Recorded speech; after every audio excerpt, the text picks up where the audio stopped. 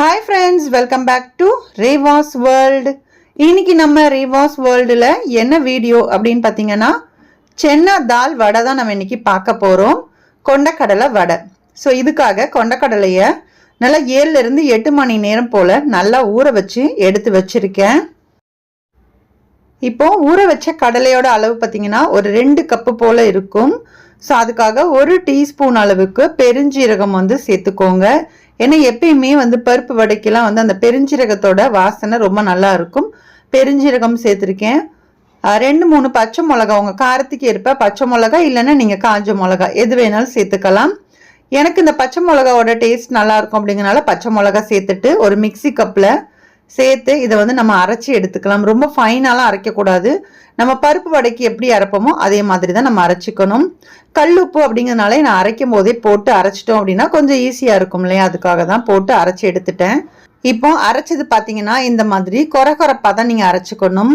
அப்போ தான் அது முழுசாகவும் இருக்கக்கூடாது, அதே சமயம் ரொம்ப ஃபைனாகவும் இல்லாமல் இந்த மாதிரி கொரகொரப்பாக அரைச்சதில் ஒரே ஒரு பச்சை மிளகா ஒரு வாசனைக்காக நல்லா பொடிசாக சாப் பண்ணிட்டு சேர்த்துருக்கேன். கொஞ்சமாக கருவேப்பிலை, அப்புறம் வெங்காயம் இதுவுமே நல்லா பொடிசாக சாப் பண்ணிட்டு சேர்த்துக்கோங்க. ஏன்னா ரொம்ப பெருசாக இருந்துச்சு அப்படின்னா வடை தட்டும் போது கொஞ்சம் கஷ்டமாக இருக்கும். கொஞ்சமாக கொத்தமல்லி இலை இருந்துச்சு அப்படின்னா கொத்தமல்லி இலையும் சேர்த்துக்கோங்க. இப்போ இது எல்லாத்தையுமே சேர்த்ததுக்கு அப்புறமா கொஞ்சம் உப்பு கம்மியாக இருக்கிற மாதிரி இருந்துச்சு. ஸோ அதனால இன்னும் கொஞ்சம் ஒரே ஒரு சிட்டிகை அளவுக்கு மட்டும் உப்பு சேர்த்துட்டு இப்போ இதை நல்லா பிசைஞ்சிக்கலாம். இப்போ நம்ம அரைச்சி வச்சிருக்கிற அந்த மாவு இது எல்லாத்தையுமே சேர்ந்து நல்லா நல்லா மிக்ஸ் பண்ணி விட்டுக்கோங்க. இந்த மாதிரி நல்லா பிசைஞ்சதுக்கு அப்புறமா வடை நம்ம தட்டிக்கலாம். எப்பயும் கொண்டக்கடலைய வேக வச்சு கொடுத்தா கண்டிப்பா ரெகுலரா சாப்பிட மாட்டாங்க.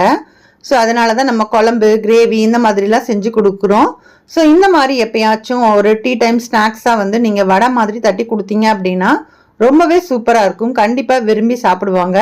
ஸ்கூலுக்கு போயிட்டு வர பசங்களுக்கு இந்த குளிர் சீசனுக்கு, மழை சீசனுக்கு இந்த மாதிரி நல்லா சுட சுட பொரிச்சு கொடுத்தீங்க அப்படின்னா கண்டிப்பாக விரும்பி சாப்பிடுவாங்க. கண்டிப்பாக ட்ரை பண்ணி பாருங்க.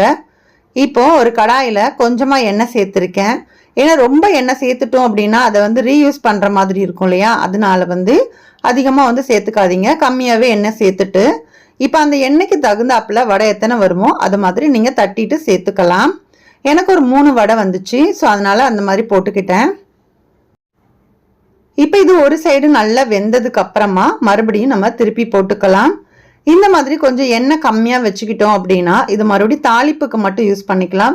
திருப்பி இதை பொரிக்கிறதுக்கும் யூஸ் பண்ணக்கூடாது கண்டிப்பாக. ஸோ ஏன்னா நிறைய நம்ம எண்ணெய் ஊற்றிட்டோம், ஒரு 1/2 லிட்டர் போல் நம்ம எண்ணெய் ஊற்றிட்டோம் அப்படின்னா அந்த எண்ணெயை நம்ம என்ன பண்ணுவோம், திருப்பி ஏதாவது பொரிக்க வேண்டியது வந்துச்சு அப்படின்னா அதை யூஸ் பண்ணுவோம் இல்லையா. அதனால கொஞ்சமாக நம்ம யூஸ் பண்ணிக்கிட்டோம் அப்படின்னா இது தாளிப்புக்கு யூஸ் பண்ணி உடனே நம்ம காலி பண்ணிடலாம். ஸோ இப்போ நமக்கு வடை நல்லாவே ரெடி ஆயிடுச்சு. நல்லா மொறு மொறுன்னு ரொம்ப கிறிஸ்பியாக இருக்கும் சாப்பிட்றதுக்கு. ஸோ இது நம்ம இப்போ எடுத்துட்டோம்.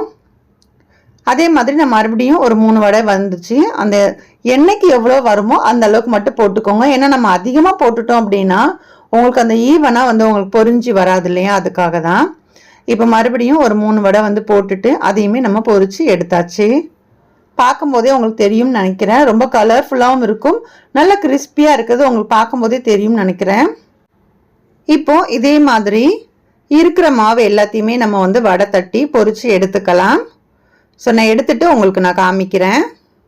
ஸோ பார்க்கும்போதே நல்ல ஒரு கிறிஸ்பியாக இருக்கும். நல்லா டீ கூட சாப்பிடும்போது ரொம்ப நல்லா இருக்கும். இந்த மழை நேரத்தில், இந்த குளிர் நேரத்துக்கெல்லாம் இது மாதிரி செஞ்சு கொடுங்க, கண்டிப்பாக விரும்பி சாப்பிடுவாங்க. இந்த கொண்டக்கடலை வடை உங்களுக்கு பிடிச்சிருக்கும் அப்படின்னு நினைக்கிறேன். வீடியோ பிடிச்சிருந்தா வீடியோக்கு ஒரு லைக் கொடுங்க. இது வரைக்கும் நம்மளோட ரேவாஸ் வேர்ல்ட் சேனலை சப்ஸ்கிரைப் பண்ணல அப்படின்னா ப்ளீஸ் சப்ஸ்கிரைப் பண்ணிட்டு சப்போர்ட் பண்ணுங்க. உங்க ஃப்ரெண்ட்ஸ் அண்ட் ஃபேமிலிஸ் கூட முடிஞ்ச அளவுக்கு ஷேர் பண்ணவும் மறக்காதீங்க. நெக்ஸ்ட் ஒரு வீடியோவில் பார்க்கலாம். தேங்க்யூ.